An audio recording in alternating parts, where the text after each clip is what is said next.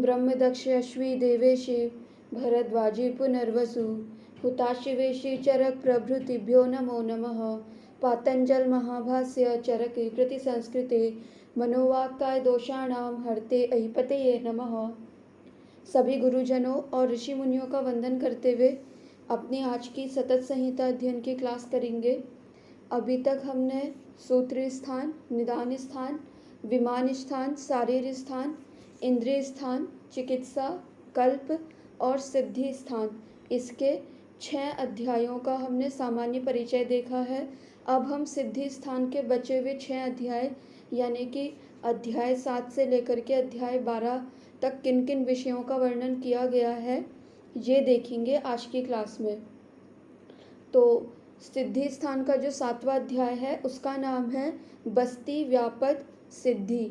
ठीक है, तो इस अध्याय में हमें क्या बताया है कि बस्ती जो होती है वो 2 प्रकार की होती है, अनुवासन बस्ती और निरूह बस्ती। ठीक है, अनुवासन बस्ती से क्या क्या उपद्रव, क्या क्या व्यापद हो सकते हैं उसका वर्णन इन्होंने पहले के अध्यायों में कर दिया है।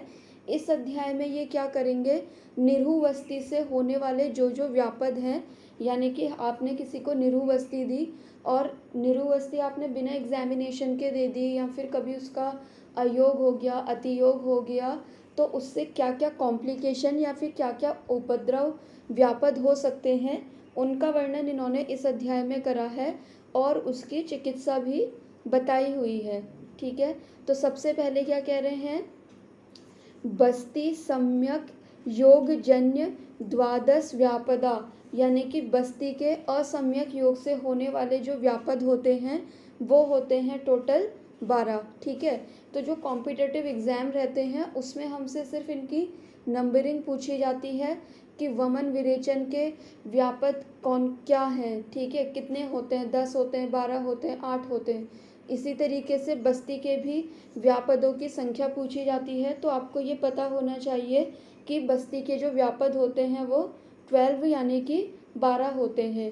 अब ये 12 व्यापद क्या क्या हैं, तो उन 12 व्यापदों के नाम इन्होंने दिया है अयोग, अतियोग, यानी कि बस्ती के अयोग से होने वाले कॉम्प्लिकेशन, अतियोग से होने वाले कॉम्प्लिकेशन। इसके अलावा क्या है, क्लम, आधमान, हिक्का, हृदद्रव, ऊर्ध्वगमन, प्रवाहिका, सिरशूल, अंगों में वेदना होना, परिकर्तिका और परिश्राव।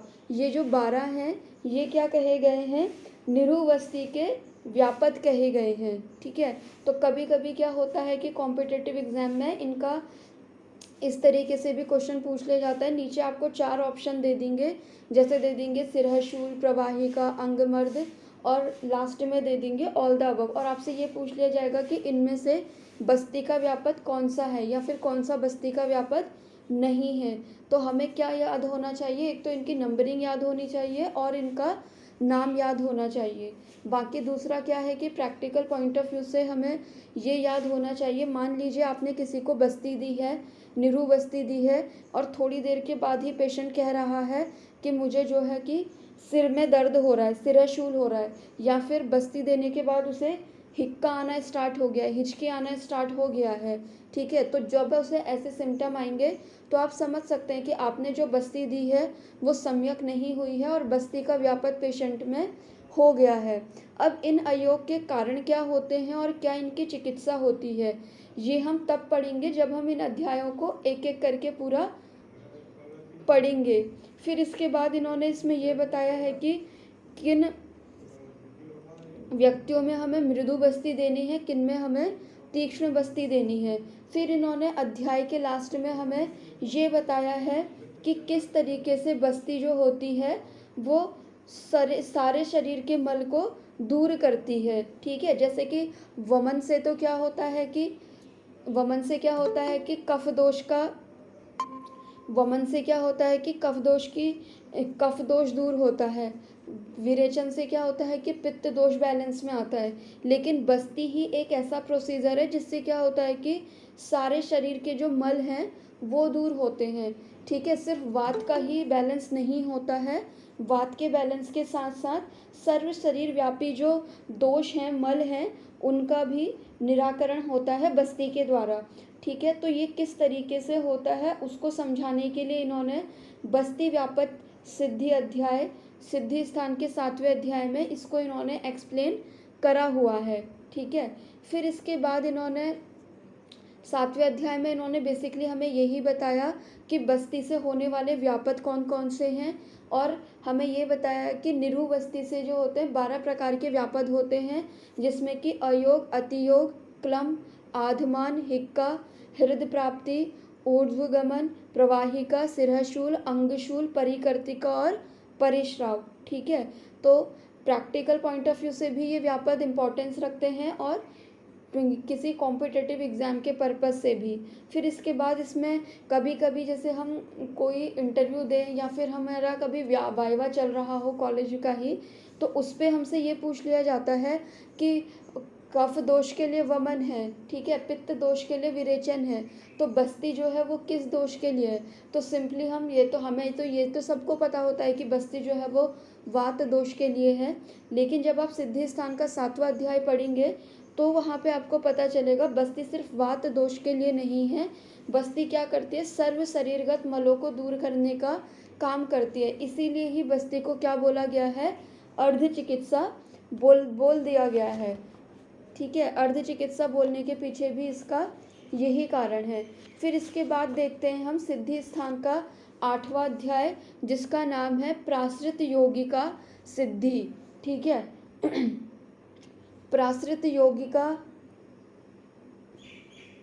योगिका सिद्धि, इस अध्याय में आपको ये पता चलेगा कि मान लीजिए आपने कभी किसी को इस अनुआसन बस्ती दी या फिर निरूह बस्ती दी। ठीक है, परफेक्ट तो कोई भी नहीं होता है, कभी ना कभी किसी ना किसी से कोई भी कॉम्प्लिकेशन हो सकता है। ठीक है, मान लीजिए हमें कितनी भी प्रैक्टिस क्यों ना हो जाए बस्ती देते हुए, फिर भी कभी कभी क्या हो सकता है कि ये जो व्यापद उन्होंने हमें बताए हैं इनमें से कोई एक व्यापद आ सकते हैं। ठीक है, तो इन्होंने प्राश्रित योगी अध्याय में क्या करा है कि निरूह और स्नेह बस्ती से उत्पन्न होने वाले जो उपद्रव हैं, जो व्यापद हैं, उनकी शांति के लिए हम कौन सी बस्तियों का यूज़ कर सकते हैं उसका वर्णन करा है इन्होंने इस प्राश्रित योगी सिद्धि अध्याय में।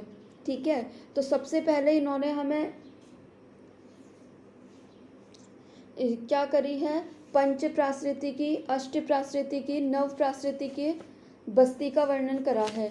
ठीक है, चतुर्थ प्राश्रिति की इन बस्तियों का वर्णन करा है। फिर इसके अलावा इन्होंने इस अध्याय में क्या करा है, वातग्न बल वर्णकित निरूह बस्ती का वर्णन करा है, जैसा कि उसका नाम ही इंडिकेट कर रहा है, वातग्न। वातग्न यानी कि क्या, जो कि वात को दूर कर रही होगी। बल वर्णकृत क्या, जो कि हमारे शरीर में बल को और वर्ण को लेकर के आ रही होगी। अब आप देखिए कि इससे पहले हमने एक व्यापद क्या पढ़ा था, क्लम। क्लम मतलब क्या होता है कि थकान होना, बॉडी में बिना कुछ वर्कआउट करे हुए ही थकान होना। तो ये क्लम जो है वो क्या है कि व्यापद है हमारा निरूह बस्ती का। ठीक है, मान लीजिए आपने किसी को निरूह बस्ती दी और निरूह बस्ती देने के बाद पेशेंट आपको बोल रहा है कि मुझे पूरी बॉडी में थकान फील हो रही है, कुछ भी काम करने का मन नहीं कर रहा है, तो यानी कि क्या है कि उसको क्लम नामक जो व्यापद बचाया है आचार्यों ने वो उसे हो गया है। अब उसके सल्यूशन के लिए भी तो आप कुछ करेंगे ना। तो अगर आपने ये बस्ती व्यापद पढ़ने के बाद नेक्स्ट अध्याय भी पढ़ा होगा प्राश्रित प्रयोगिका वाला, प्राश्रित योगिका सिद्धि वाला, तो वहाँ पे आपने ये भी देखा होगा कि वहाँ पे आचार्य ने क्या करा है, वातग्न बल वर्णकृत निरूह बस्ती का वर्णन करा है। तो जैसे ही आपने देखा कि वहाँ पे क्लम, थकान ऐसे सिम्टम आ रहे हैं, आप तुरंत क्या करेंगे, अपनी युक्ति लगाते हुए सारे इंडिकेशन और कॉन्ट्रा इंडिकेशन देखते हुए वातग्न जो बल वर्णकृत निरूह बस्ती का वर्णन करा है आचार्यों ने, वो आप उसको दे दोगे। फिर इसके अलावा इस अध्याय में इन्होंने शुक्रकृत निरूह बस्ती का वर्णन करा हुआ है। अब आप ये देखिए कि मेल इनफर्टिलिटी के जो पेशेंट होते हैं जिनमें कि स्पर्म काउंट क्या है, बहुत ही कम जा रहा है या फिर नील हो रहा है, तो वहाँ पे आप क्या कर सकते हो, उसे शुक्रकृत निरूह बस्ती उसे आप दे सकते हो। चाहे आप उसे उत्तर बस्ती के फॉर्म में दो, चाहे आप उसे नॉर्मल, जो हम नॉर्मल मार्ग से, गुदा मार्ग से हम बस्ती देते हैं, उसके फॉर्म में दीजिए, ठीक है।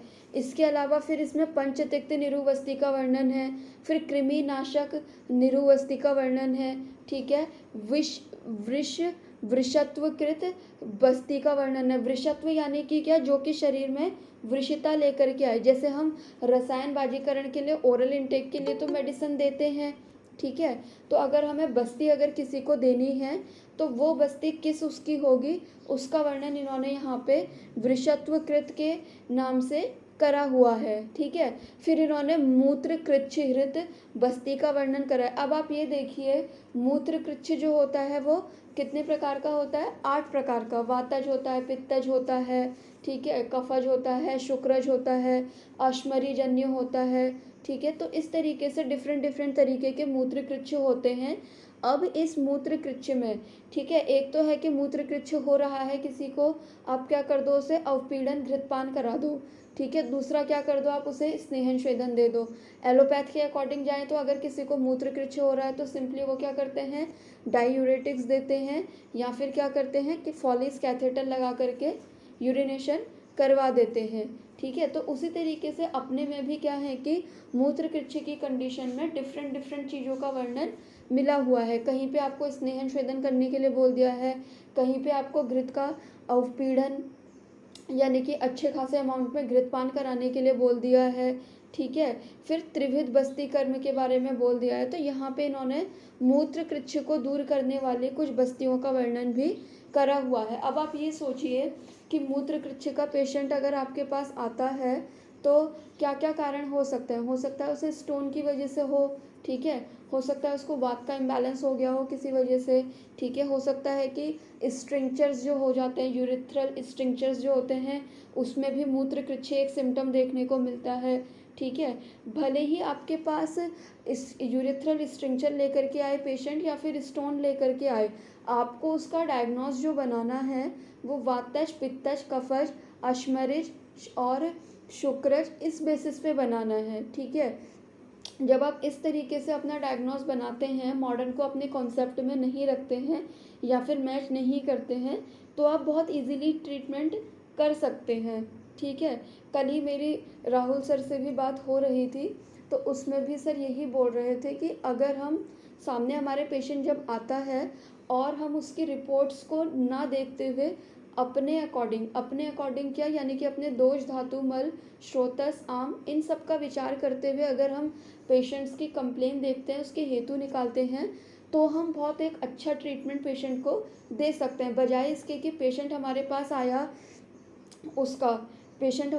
आया क्या बोलते हैं, अपनी कोई पीसीओडी का या फिर सिस्ट का, ठीक है। बजाय इसके कि हम उसमें अपने आयुर्वेद के अकॉर्डिंग अर्बुद का, ग्रंथि का, इसका ट्रीटमेंट प्लान करना स्टार्ट करें, हमें क्या करना है, वो भले ही रिपोर्ट में पीसीओडी लेकर के आया हो, लेकिन हमें क्या करना है, उसकी रिपोर्ट्स को साइड रखना है, अपने अकॉर्डिंग उसकी हिस्ट्री लेनी स्टार्ट करनी है, देखना है कि कौन से दोष का इम्बैलेंस हमें उसकी बॉडी में लग रहा है, और अल्टीमेटली आप उसे अर्बुद की चिकित्सा ना दे करके जिस दोष का इम्बैलेंस आपको लगा है उसी को ही अगर आपने बैलेंस कर दिया, दोष धातुओं को साम्य अवस्था में अगर आपने ले करके आ गए, तो जो उसकी ग्रंथि हुई है या फिर अर्बुद हुआ है, जिसको कि हम कोरिलेट कर रहे हैं पीसीओडी या फिर सिस्ट से, तो वो भी क्या है कि ऑटोमेटिकली ठीक हो जाएगी। आपने देखा होगा कि कई बार क्या होता है कि हम कांचनार गुग्गुल नहीं दिए रहते हैं, फिर भी सिस्ट जो है वो ठीक हो जाती है, ठीक है। और ये जो हुआ है अभी रिसेंटली ही 1-2 दिन पहले ही मेरे संग हुआ है कि मैंने पेशेंट को ना कांचनार गुग्गुल दिया था, ना ही कोई वृद्धि वाटिका वटी दी थी। सिंपली मैंने उनके जो दोषों का इम्बैलेंस लग रहा था उसके अकॉर्डिंग उनका ट्रीटमेंट करा था, और पेशेंट ने अभी जब अपना अल्ट्रासाउंड रिपीट करवाया है तो जो उसकी सिस्ट है ओवरी की, वो उसकी ऑटोमेटिकली ही गायब हो चुकी है, ठीक है। गायब हो चुकी है इन द सेंस कि वो ठीक हो चुकी है। तो हमारा जो मेन मोटो होना चाहिए वो यही होना चाहिए कि हमें धातु साम्यता स्थापित करनी है, ठीक है। आपने श्लोक में भी पढ़ा होगा कि इस फर्स्ट चैप्टर में ही उन्होंने क्या बोल दिया है, धातु साम्य उक्ता तंत्रस्य अस्य प्रयोजनम, यानी कि धातुओं को साम्यावस्था में लाना ही हमारे तंत्र का प्रयोजन है, ठीक है। और इसके अलावा अगर आप स्वस्थ व्यक्ति की परिभाषा देखते होंगे तो उसमें भी क्या है, सम दोषा, सम धातु, सम अग्नि, ये करके प्रसन्न आत्म इंद्रिय प्रसन्न आत्म इंद्रिय मन क्रिया करके ऐसे जो कोटेशन दी हुई है, उसमें भी उन्होंने जो मेन फोकस करा है वो किस में करा है, सम दोष करने में, सम धातु करने में, सम अग्नि करने में, सम मल करने में। उन्होंने तो आपको ये नहीं बोला है कि आप इसका अर्बुद ठीक कर दोगे तो ही ये पर्सन हेल्दी कहलाएगा।